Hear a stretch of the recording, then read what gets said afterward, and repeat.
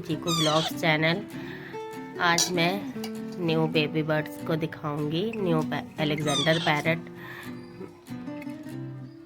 आज ही ये मेरे घर पे आया है। इसकी एज 30 डेज है। आज 31 डेज का हो गया ये। इसको बॉईल करी हुई चने की दाल खिला रहे हैं हम।